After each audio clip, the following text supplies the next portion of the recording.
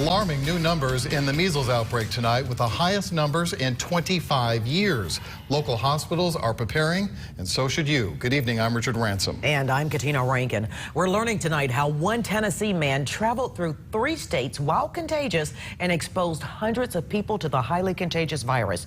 Now here's what we know. He spent 3 days in Hattiesburg, Mississippi, then left on April 11th. The man stopped twice in Alabama. At 10 p.m. that night, he stopped at a MAPCO in Chattanooga. The next night at a speedway in Clinton, Tennessee. You may be thinking you're safe from the virus, but Local 24 News reporter Rebecca Butcher is live at Baptist Memorial Hospital tonight, and she's learned maybe not. Yeah, that's right, Rebecca. Doctors say some adults should be on alert too, right? Yeah, local doctors say if you've had 2 doses of this vaccine, you should be protected. But people born before 1989 may, in fact, need a booster vaccination.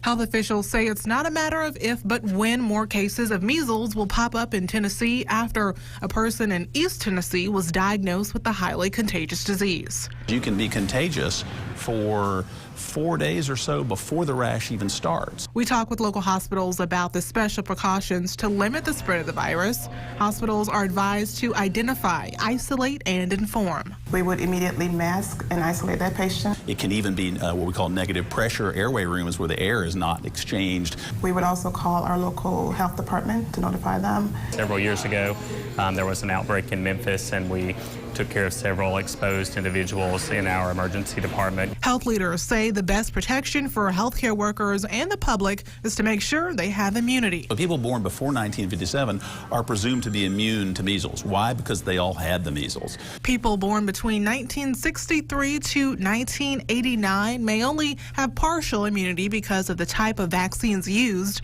After 1989, people received 2 doses. If you can't document that you are immune to the measles, and sometimes a blood test can do that as well if you're not sure, then it's probably best to get a booster in those situations.